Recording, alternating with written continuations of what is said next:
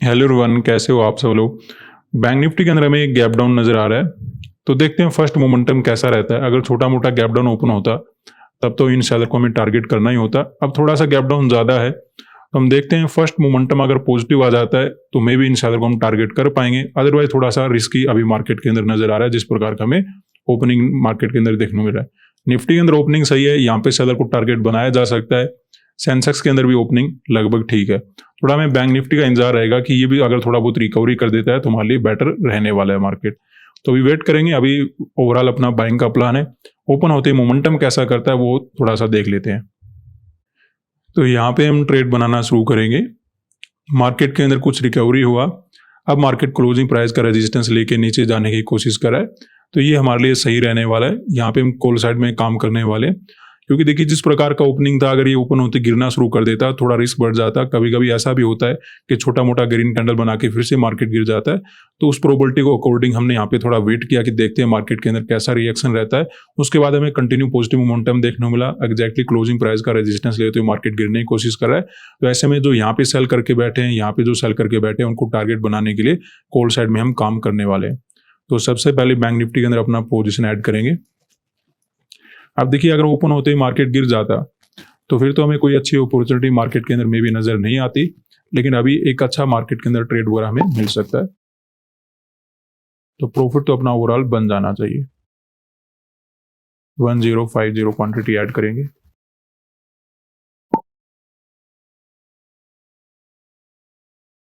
Sensex में add कर लेते हैं 840 क्वांटिटी, और निफ्टी में ऐड कर लेते हैं 1275 क्वांटिटी।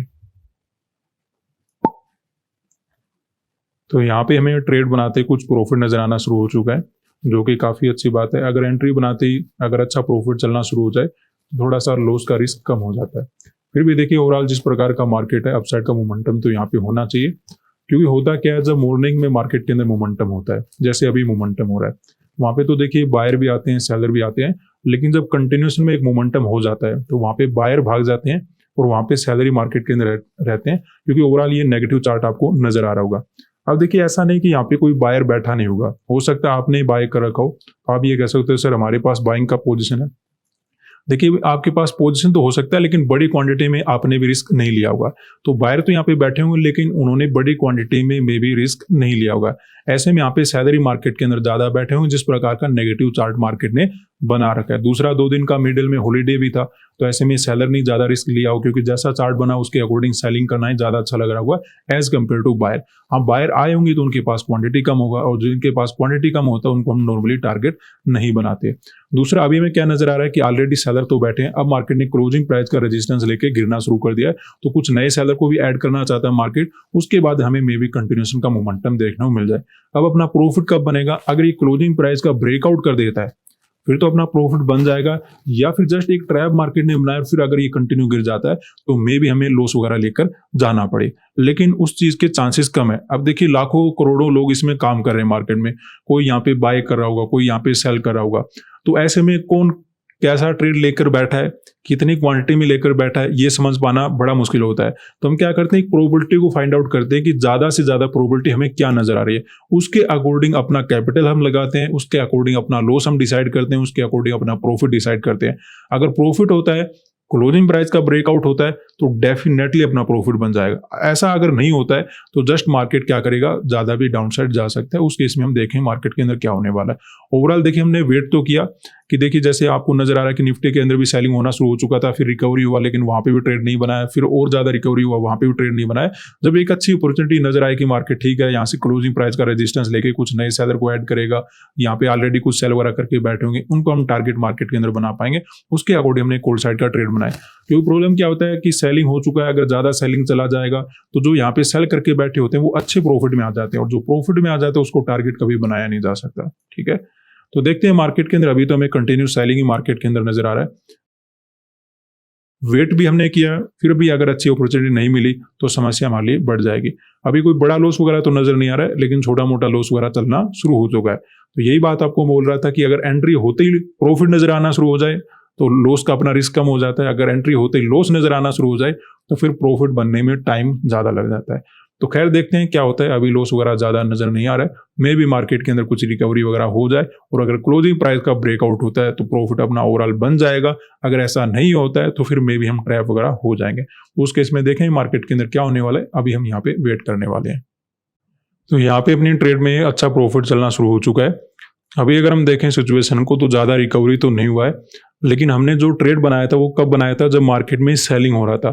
तो प्रीमियम हमें काफ़ी अच्छे मिल गए। अब जैसे जैसे रिकवरी होगा और मार्केट के अंदर अगर ब्रेकआउट वगैरह हो जाता है तो डबल ट्रिपल अपना प्रॉफिट मार्केट के अंदर बनने वाला है।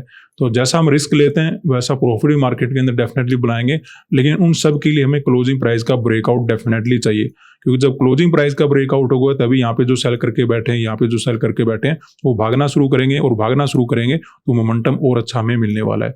निफ्टी और सेंसेक्स में भी रिकवरी होना शुरू हो चुका है, तो ओवरऑल अपने लिए अच्छा है, प्रॉफिट वगैरह भी इंक्रीज होना शुरू हो चुका है।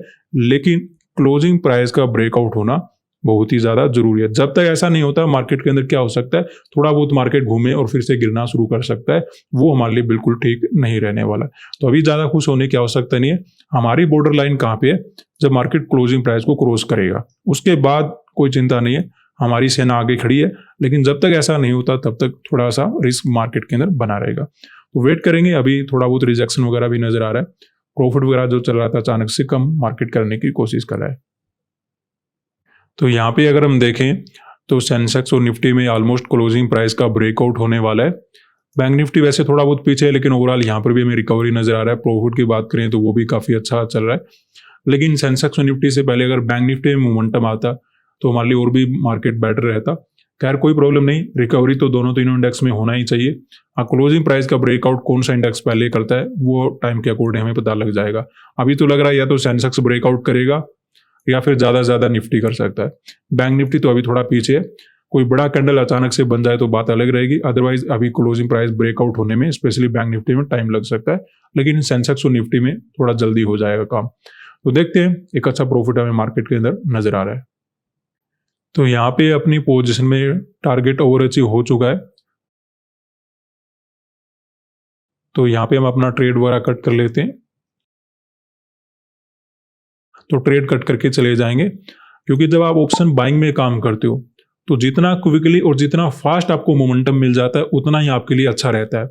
प्रॉफिट यहाँ पे और भी बनाया जा सकता है, लेकिन प्रॉब्लम क्या होगा, बाई चांस अगर रिट्रेसमेंट आकर फिर मोमेंटम आना शुरू होता है तो उसमें टाइम काफ़ी ज़्यादा लग जाएगा ऐसा प्रॉफिट देखने के लिए भी। तो जितना क्विकली प्रॉफिट हो जाए उतना ही आपके लिए अच्छा रहता है। अब देखिए, जब हम ट्रेड बना रहे थे तो आपको ऐसा लग सकता है कि ऑलरेडी एक मोमेंटम हो गया, अब तो मार्केट गिर जाएगा, तो ऐसा कुछ नहीं होता। सिचुएशन तो ऐसे कि अभी भी मार्केट इतना ही ऊपर और भी जा सकता है, लेकिन क्योंकि अच्छा प्रॉफिट बन चुका है तो फर्दर और ज्यादा हमें लालच नहीं करना चाहिए, ठीक है, क्योंकि रिस्क हमेशा इन्वॉल्व रहता है। कभी कभी मार्केट घूम जाता है, ज्यादातर केसेस में मार्केट ऐसी डायरेक्शन में और ऊपर जाना चाहिए, क्योंकि अभी भी यहाँ पे सेलर वगैरह मार्केट के अंदर बैठे होंगे और अपसाइड वगैरह का मोमेंटम यहाँ पे दे सकता है। हमने यहाँ पे बाई क्यों किया था, क्योंकि जिस प्रकार का ओपनिंग था, हल्का सा गैप डाउन ज्यादा था, कभी कभी ओपन होते अगर गिरना शुरू कर देता है तो फिर तो इन सेलर को टारगेट में भी नहीं बनाया जा सकता था। लेकिन मार्केट ने ओपन होते रिकवरी देना शुरू किया, उसके बाद जैसे क्लोजिंग प्राइस का रेजिस्टेंस लेके मार्केट ने गिरना शुरू किया तो नए सेलर को ऐड किया मार्केट ने। ऑलरेडी यहाँ पे सेलर बैठे थे, इनको टारगेट बनाने के लिए हमने कॉल साइड का ट्रेड अपना बना लिया था। एक अच्छा रिकवरी देखने का हमें मौका मिला। ऐसे हमने निफ्टी के अंदर देखा था, ऐसे हमने सेंसेक्स के अंदर देखा था। मोमेंटम यहाँ पे और भी हो सकता है, लेकिन वो मोमेंटम वो पर्सन कैप्चर करेगा जो अभी ट्रेड मार्केट के अंदर बना रहा है। अगर हम बैठे रहेंगे तो क्या होगा कि बाई चांस अगर रिट्रेसमेंट हो जाता है, फिर अगर मार्केट ऊपर भी जाता है तो टाइम काफी ज्यादा लग जाएगा और प्रॉफिट हमें यही मिलने वाला है, ठीक है। तो टारगेट जब ओवर अचीव हो जाए तो फिर आपको निकल भी जाना चाहिए। अगर आप ऑप्शन सेलिंग करके बैठे हो वो बात अलग रहती है। तो ऐसे में अच्छा प्रॉफिट बना, काफी अच्छा ट्रेड था।